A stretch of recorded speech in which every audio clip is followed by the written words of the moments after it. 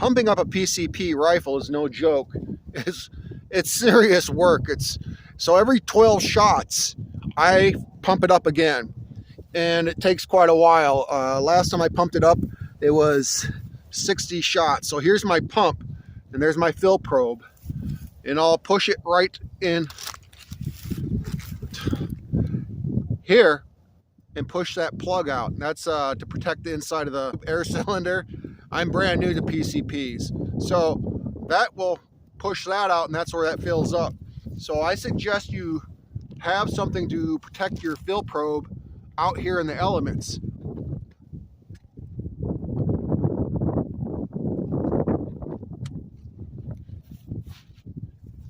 So I suggest that you always have some sort of board with you to pump up your PCP air rifle, because you want to keep it as clean as possible.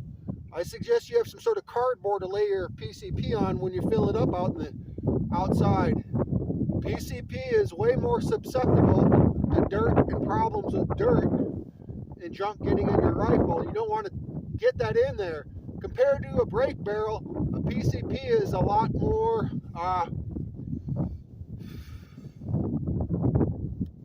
work. Make sure this bottom is tight and start pumping.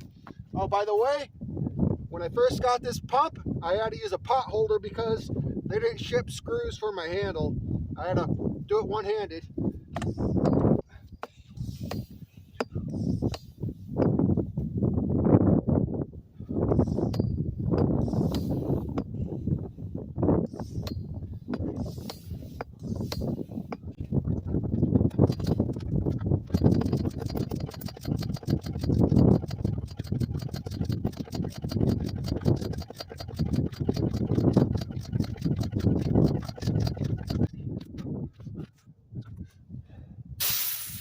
Hit your bleed valve, and that's it. Pull your fill probe out and put your Ziploc bag back around it. You take this and you spin it backwards where there's spring tension. So it has to be spring tension. You go the other way, it's not going to work. You go that way, it won't work. So you want to spin your magazine backwards all the way until it stops, and don't force it. You don't want to break your magazine. So you'll have it flipped all the way over there. You'll flip it over this side, and you'll see that you have a hole open right there. So you'll take your first pellet and you'll load it in skirt first. So skirt first into the hole right here. And what that does, it locks the spring in place, and then you come back around to this side, and then you can start loading your pellets. So this side, you'll start loading your pellets. Pellet head first. And you keep spinning it.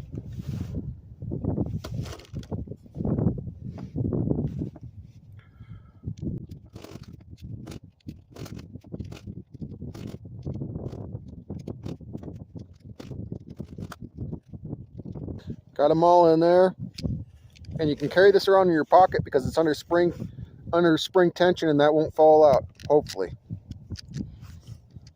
Maybe give it a little tap to keep it in place. Next thing you do, you have your cocking handle. You cock it all the way to the rear. Like so. And then there's a little groove right there. And that's going to go face forward. Right there. So it goes in just like this. It'll click right into place. Voila. After that, take your bolt, push it forward, pellets loaded and ready to go. Keep it on safe until you're ready to fire.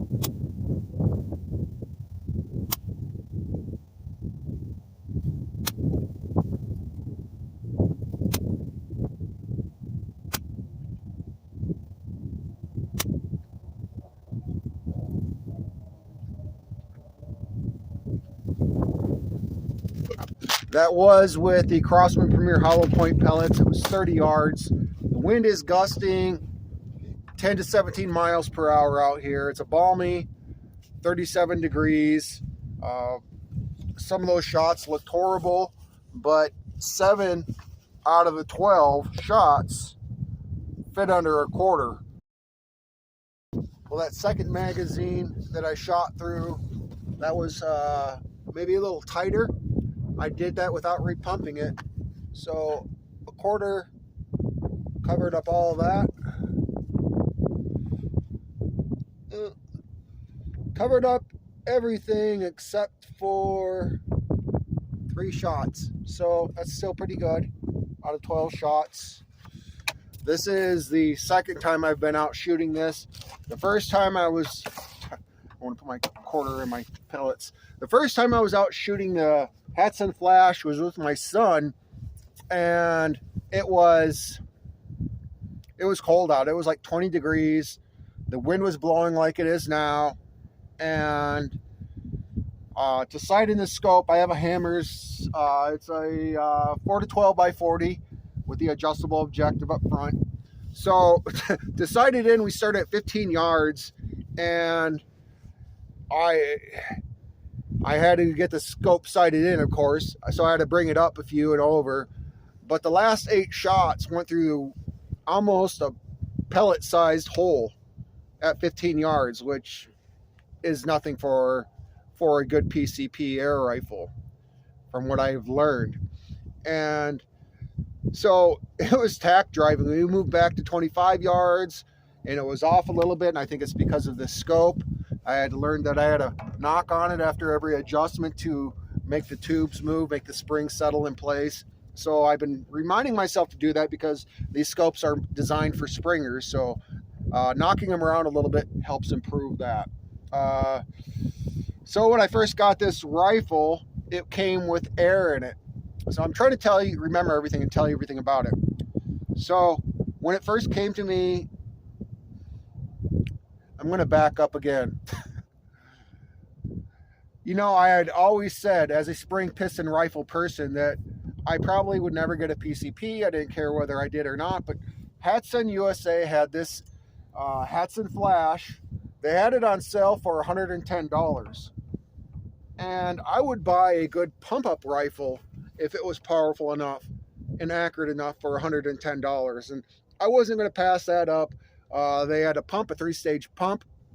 It has a moisture filter in there. I don't know how well it works. I know in the comments everybody's going to be telling me to get a compressor. Well, right now I can't afford to get a compressor. So if you think I should have a compressor, you can send me one. I would gladly use it. So for right now, I am hand pump person. So I watched a Hatsan USA video on assembling the pump, and Rick Utzler, I'm not trying to pick on him, but he was saying that everything had to be tightened down with a wrench. Well, I couldn't get the thing to pump up. I thought I had too much oil on. I talked to Loki Air Gunner through Messenger. He said that he had one that accidentally had too much oil in it and why it wouldn't pump. And I thought, oh my goodness, was that what I did? Did I put too much oil on it? So I reversed the hose. I was thinking, you know, I do custodian work in maintenance. So every once in a while, I will accidentally suck up something in the vacuum cleaner, and I'll have to reverse the hose and suck the object out. And most of the time that works. So that's what I did with the pump. I reversed the pump and pumped and pumped and pumped, and I took it apart, cleaned all the extra oily parts out. I used a Q-tip to get down into certain spots, put it all back together, tried to pump up the rifle. It didn't work. And then I reread the instructions. So read the instructions thoroughly, but it feels like I'm on a different planet when I'm reading about PCPs, and I'm brand new to it. And Hatsan doesn't always have the best instruction manuals. So I went back and got to put my plug back in there. I went back and looked at the instructions, and I saw that where the hose goes into the main pump, it says hand tight only. So that's what I did. I have a pipe threader on it, and I hand tightened only. So I was able to fill the gun up. So Unfortunately, it leaked out right away, and that was after me and my boy had went out and we went out and shot. And I was like, crud, where's this leak coming from now? It was coming from the gun, of course, the gauge.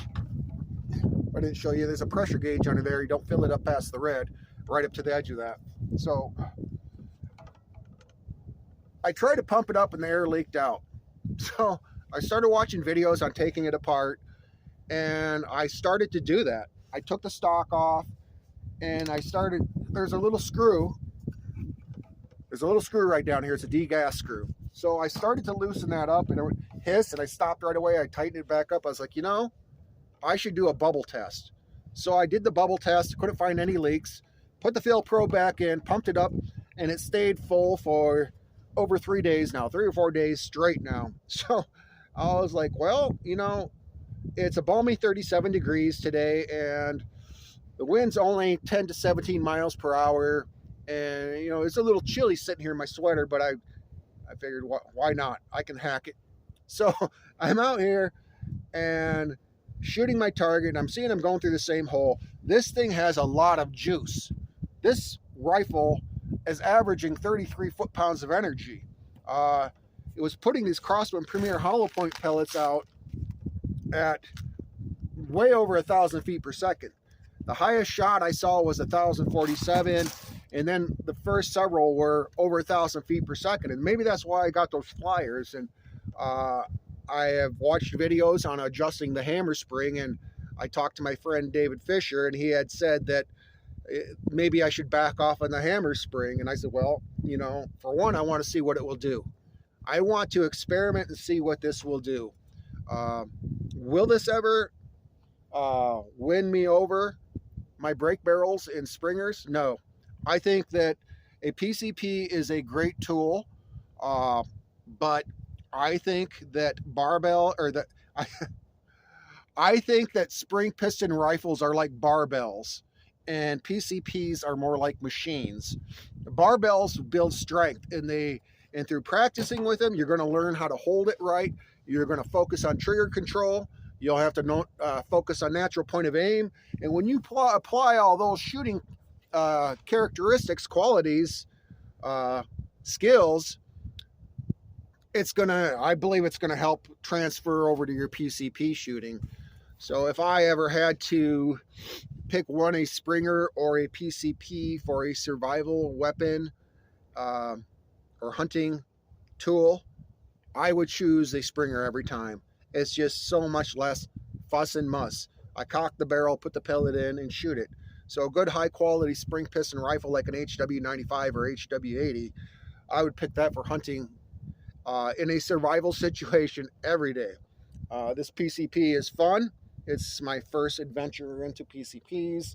Will I get any more? I don't know whether I'll get any more or not, but I got this one for now. It was fun, and I wanted to do this video for you, and I try to remember everything that I wanted to say to you about it. And if you get a great deal on a PCP, why not? If you got the cash for more, go for it. If you can afford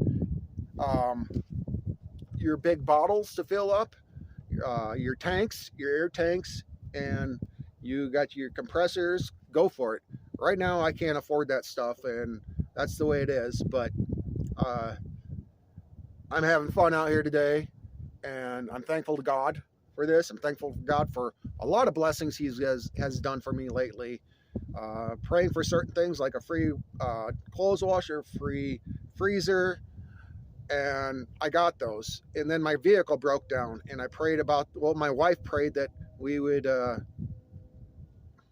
it wouldn't be too expensive, and God blessed there too through a very, very good friend of mine, and I'm not going to mention his name because I don't think he would want me to do that. So if you have not subscribed to my channel, I'd highly appreciate it. Subscribe and a like. God bless you all. You have a great day.